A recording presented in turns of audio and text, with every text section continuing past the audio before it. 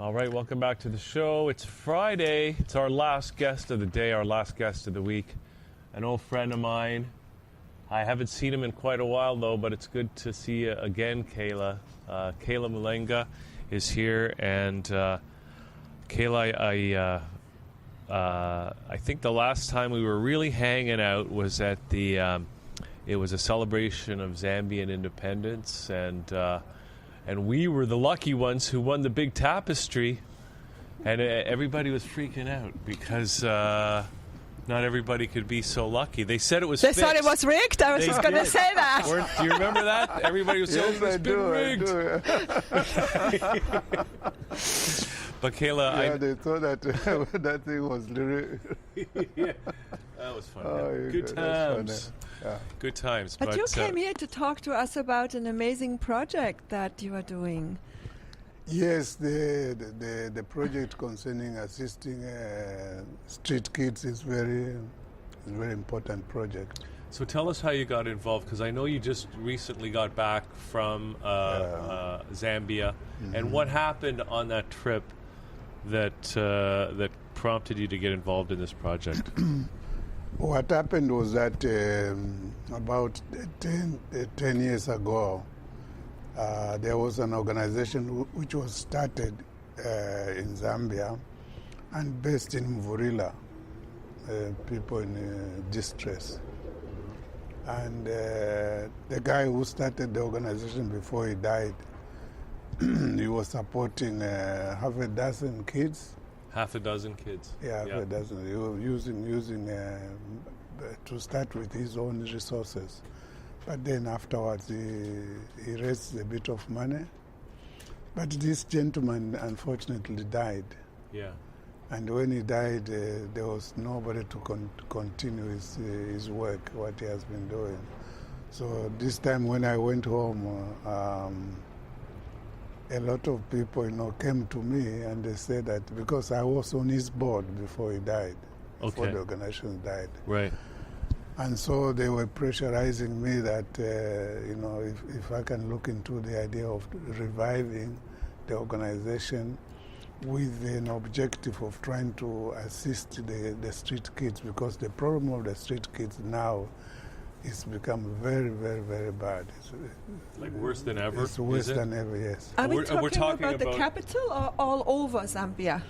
It's all over Zambia, but specifically for this particular town, Mufulira. Yeah. Mufulira. And these kids are or primarily orphaned kids, and primarily orphan kids, yes. Because of the AIDS epidemic, right? Exactly. Do you want to describe the scene? And this is in your hometown, Mufulira. Like when I come, we have this building which is still there, where this organization was based. When they hear that somebody, my name is well known in that town, I've come from Canada, women, mostly widows, and kids, they congregate looking for me. They come to this building, trying to talk to me. And last time when they came, the first time I saw it, it was so emotional because kids, no clothes, no shoes, and, widows, poor mothers, and all complaining and crying and so on. So they were pressurizing on me that I should be able to see if I can help them in a way of raising some funds, so that they could at least have a place whereby they could be meeting on a regular basis for things like maybe have some soup or meet and just chat with the other friends, and then play games sometimes. So in short, he's trying to get a place whereby it's like kind of a social community meeting center for the kids. Now you mentioned there was a building. Is that building no longer available, or? No, the building is there. The building. My brother, who was a medical doctor for the hospital there, bought the building. Okay. And is willing to donate part of it, use of part of it, but he hasn't got funds, to sort of, operate the place, for the kids. Does it need to have renovation, or? It needs renovations, of course, yeah. And is it like a commercial building? And the equipment. It's in the center of Mufulira. It's a commercial building. Yeah. Like this guy who died, he was using one room. He was given one room. Yeah. But my brother said, I just prepared, to have another room, because otherwise, he can give. He says that he can give them a concessionary, rent rate, cheaper rate, as compared, to the commercial rates. So let's just go back. Who is raising these children then that this gentleman was looking after? Was it him alone, or is it a team of people, a group of people? No. And what does that look like? Like, where do they live? Where do they sleep? That's Who right. feeds them? Street kids, are orphans. Sometimes they don't have anywhere to stay. It's like wherever the night finds them, whoever is kind, to let them sleep in their room or outside in their house. So basically, the situation is such that these are just wandering kids. During the day, what they do is they come at town center where they have a market, and then people like marketeers or other adults who are having stores at the market, they use them. It's like basically child labor, free child labor. Oh, so they come here, you help me move these crates, Yeah, and here is your food for the day, type of thing. Exactly.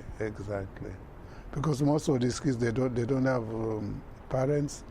They don't have any specific place where they can stay, and usually they have no resources. They don't go to school, of course. No education whatsoever. No education whatsoever. So what that guy did before he died, those 12, 25 kids that he had, some of them he would employ other adults like community teachers to help them a bit, and then possibly to find them a place in a school. And then he would pay the fees for the kids. Right. Yeah.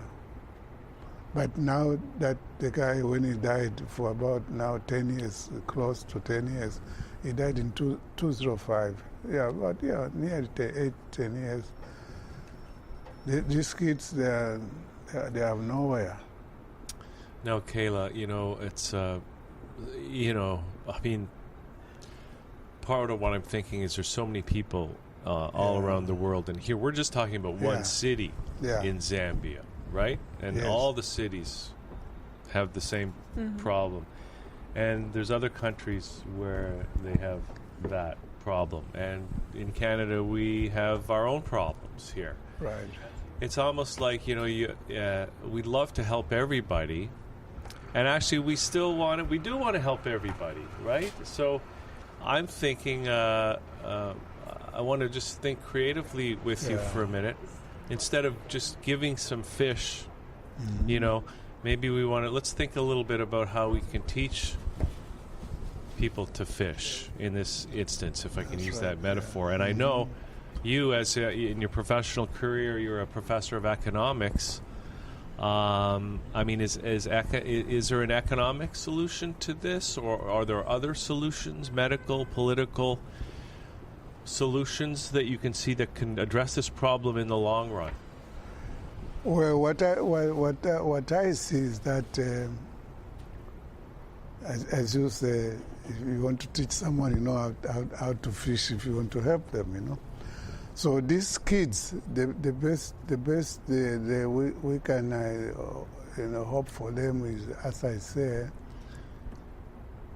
when they come to a place, if they can have a place whereby they know for sure that they can go in the morning, maybe someone could maybe coach them or talk to them or help them so that maybe they can start learning some skills, even practical skills, like maybe carpentry and even farming. You could find maybe a plot nearby whereby they can perhaps go there and then learn how to farm. If they can learn how to farm, for example, then there is a possibility that with the help from the government, maybe they can have their own little plot and start farming. And then another alternative would be is for those who like to do some education, to help them maybe get into education, get some basic education, and then that way maybe they can have some skills, and then perhaps continue even to higher education like secondary school education and so on, rather than forgetting about them as it is now. They have no hope, and because they have no hope, that's a worse scenario versus the one of trying to help them and give them some hope. Yeah. So, in short, to assist them get a headway, get started in some way, is to try and give them hope that not everything is lost. As it is now, if they don't have anything to look forward to in the morning, then they are depressed, they are desperate, then they lose hope, they have no hope whatsoever. And when you say they could go to school, would that mean that they would also live in the school?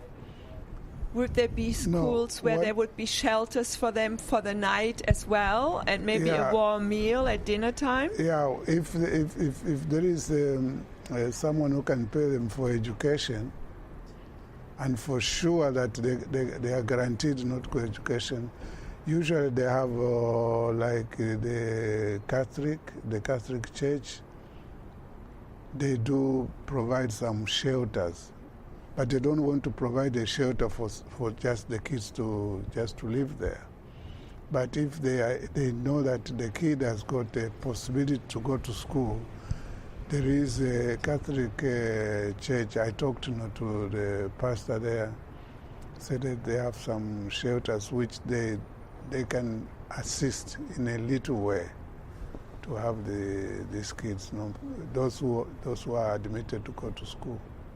And yet then they wouldn't have any emotional, spiritual, like life skills support there either, right? They would just be housed. They would, exactly. There wouldn't be anybody like a mentorship who would help them, because I imagine if a child from little on has not had any guidance from a loving adult, how can the spirit on the inside survive? You know what I mean? It's one thing to feed your body and to grow physically, but then how do you get that spiritual strength? Yeah, just the point that you have mentioned, the word mentorship. Mentorship, we thought that the funding that I'm having in mind, I thought that the mentorship could probably be provided at that center where they are getting when they come during the day. For education, education. You have it's not a school, but at least to give them some mentorship, talk to them. Even sometimes, like they have here in community employment centers here, you know. But in our case, it wouldn't be an employment center as such, but it will be a center whereby some teachers, I talked to some teachers who would volunteer time to come and spend maybe an hour or two, talk to the kids during the day, or or in the evening when they stop, teaching at their regular jobs, and talk to them. Yeah, and help them with whatever is on their mind, whether it's academic or life skills or Yeah, you get the concept. That's right. That's that makes a lot of sense, because I'm a parent of 4 children. I know there's a lot more involved than breakfast, lunch, and dinner, and send them to school. Exactly. Yeah. Yeah, it's not just eating there, No. You have to do something else. That's right. You have to do something else, and that's where mentorship comes in. And this particular guy, he was providing that himself to those 15 kids that he was personally supporting. He was just like he was a dedicated person, you know. So now what is the status of the project, and if we're raising, I know your job is to do fundraising, are you back on the board? Yeah, I'm back on the board. And so, I mean, how do people, if they want to help, is there a website where they can give money, or what's your approach to the whole fundraising? No, that's where I came for advice from you. So you don't have the online infrastructure yet? No, I don't have the infrastructure yet. So, like roughly what I figured could happen is that with that the information that I gave you, you would have maybe a site on like social media like Facebook, whereby people can go and then perhaps donate. But at the same time, before you do that, the information about the organization will have to be put on a website, on some kind of a site by itself. Do they have a site? No, we don't have a site, but we can build one. Mm-hmm. Okay. To build one, so that after building the site for the organization, then you can have, in my view, another site where people can go and donate. But when they go to donate, they have to have a way to collect some information, some of the information that we are talking about. Mm-hmm. You cannot give in a press release or a small, pitch, fundraising pitch. But you can all that information, the major information, can be obtained from another site. Yeah, you want to create a connection, right? Like now we have met you, or I have met you, so I know a little bit about it. When you just see a web page, it's very distant. People don't really know, is this for real or is it a scam? Exactly. Right? And then on that one, then I myself, I could give them my contacts and my Twitter account. Then if someone really want to contact, they can even contact me. That information we can provide also. So is your dream just to continue the work that the gentleman did who passed on, or what is your grand vision? How big do you want to go with this? How do you see this evolving and growing? I just want to get it going, to revive it, to get it going, and then maybe involve other people. Once it's re-established and gets going, my hope is that somebody would see that this is important, and then they can continue with it. Yeah. So Kaela, let's. So really, right now, the best we can do is to maybe give people your email address, or I guess our email address. They can get in touch with us here at that channel. Yes. And then you and I are going to sit down after the show here and do some strategizing. Hildegard, if you want to be part of that, that would be great. Do you want to give out your email address to people? Yes, right now. Yeah, if you want, they can just contact the station. If you want. No. My email address is ZBIA. That is Zebra, Bob, Ingrid, Apple at hotmail.com. Okay, so ZBIA. Right. At hotmail.com. Right. So people, if you're interested in helping, that's Kaela's email address, or contact us here at that channel. Is there anything else you want to say before we end the interview and go into our strategy session? No, I like to thank you, and it's, I've been thinking, I said, who could help me? And then for some reason, then your name popped into my mind. Well, that's when I called you. So, and I also wanted to mention that, considering what's going on about the refugee crisis in Europe, some of those people who are migrating or who are traveling to Europe are probably, some of these kids, kids. So by helping the kids who stay where they're supposed to stay at home, will be, I think, in a small way, helping to solve a larger problem. And do you think if word would go around that in your hometown, this facility or better, I always vision better, okay? I haven't seen what it was, so I'm not judging it. I just want to... Do you think when people know they are maybe dispersed in Europe somewhere, do you think they'll come back? Yes, of course. Would they lend a hand? Maybe some of those people who experienced support in the system, they would then come and maybe be the mentors and the teachers. Now, wouldn't that be a success? Yes, exactly. That's my dream. I envision that. Yes. Yeah, I envision that. And I don't see any reason why they wouldn't. I checked it out on Wikipedia, and the climate in Zambia seems just about perfect. I want to give a tourist plug for those who are eager to leave North America and lend a hand right now. Oh yes, that's Zambian climate is the best. It's the best climate you can ever think of. Because it never gets too hot. No, it's just perfect. All the time. It's perfect all the time. So define perfect. Mediterranean, 25 degrees, sunny, light breeze. Exactly. Zambia, its weather is one of the best in the world. Yeah. And what can people grow in Zambia? Everything. So it's great for agriculture. Oh yeah, it's just that because of copper, we have been spoiled by copper. But otherwise, the climate for agriculture is the best. Yeah. Okay, Kaela, thank great you to have so you much on the show. Good to see you. We're going to hang out a little bit afterwards. Yeah, thank you so much. I appreciate. Thank you for having me here. I appreciate it. It's a pleasure meeting you, sir. Thank you. Okay, that's it for the show today, everybody. Thanks, Hildegard. Thank you. Hopefully see you again next week or 2 weeks from now. Something like that. So we'll see everybody else tuning in. We'll see you next time right here on thatchannel.com.